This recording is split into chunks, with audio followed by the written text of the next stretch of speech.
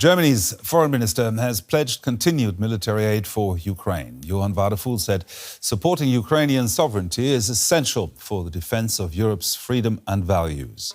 He was speaking on arrival in Kyiv in his first visit to the Ukrainian capital since taking office last month, where he will hold talks with his counterpart. Moscow has stepped up its bombardment of Ukraine in recent weeks. Wadephul underlined Germany's backing of Ukraine in the face of Russian escalation.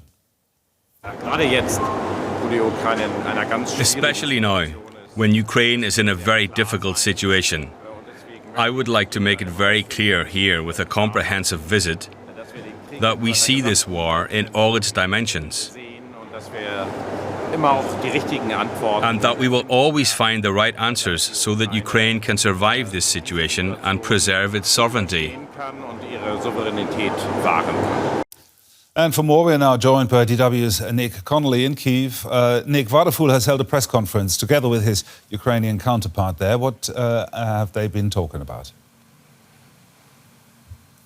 Well, from Wadephul, there was a lot of talk about bringing German defence businesses here to Ukraine, getting them to cooperate, also to learn from Ukraine, given Ukraine's 3-year experience of modern drone warfare, something that European countries simply don't have themselves, certainly in Germany. So where we're going from basically a model of the first kind of year of the war, where basically equipment was being sent from the German and other armies' stockpiles straight to Ukraine, we're now going to a place where either Germany pays for Western contractors to build things for Ukraine, or gets Ukrainian capacity that is just sitting there because they just don't have the money to give out new orders, gets that involved in helping to defend Ukraine and supporting Ukraine's economy as well as the army that way.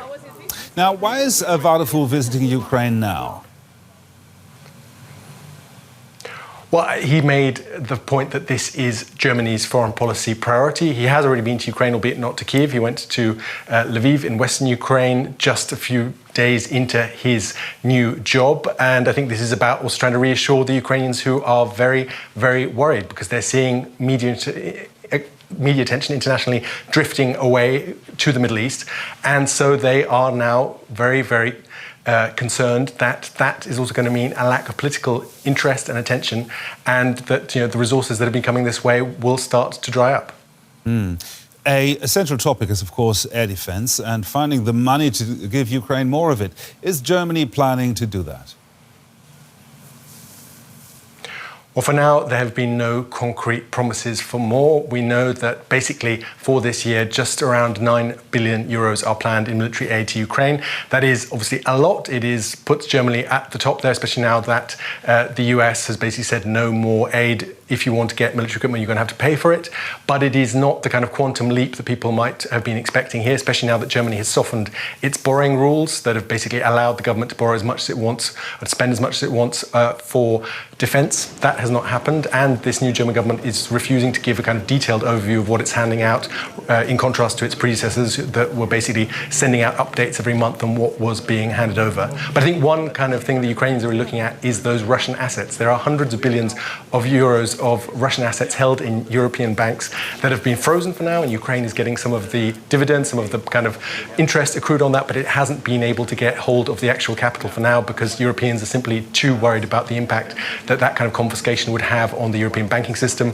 But I think here in Ukraine, people are increasingly pointing to the fact that this is basically the only large stock of money to really pay for Ukraine's defence without asking European taxpayers to pay for it. And I think increasingly there's a sense, and we have the Ukrainian foreign minister saying that there was a real sense of evolution in his talks with European counterparts, that maybe Europeans are actually going to take that jump rather than asking taxpayers to pay for the defence that Ukraine needs. Now, this is, of course, Wadephul's first trip to Kyiv since he's been in office. Are we seeing a different approach from this new government? Well, certainly before they got into office, there was a sense that they were a lot more hawkish, that they were willing to send Taurus cruise missiles to Ukraine in a way that the previous government had ruled out, that Chancellor Scholz had also refused to do. I think now in office, they do seem a bit more cautious than before. The question of Taurus has basically been shelved and they're not saying anything about that. And instead we've heard that they might try and support Ukraine's own missile program, but not sending German missiles to do that job. I think in terms of the kind of atmospheric, certainly Wadephul is very good on giving the Ukrainians what they want to hear in terms of calling Russia out, in terms of kind of talking about solidarity that is, that is impermeable, that is going to stay, that is not just here today, gone tomorrow. That is also very welcome here. But in terms of the kind of nitty-gritty, I think people would have been hoping to see more in the way of concrete promises and more cash. Our Kyiv correspondent Nick Connolly there. Thank you, Nick.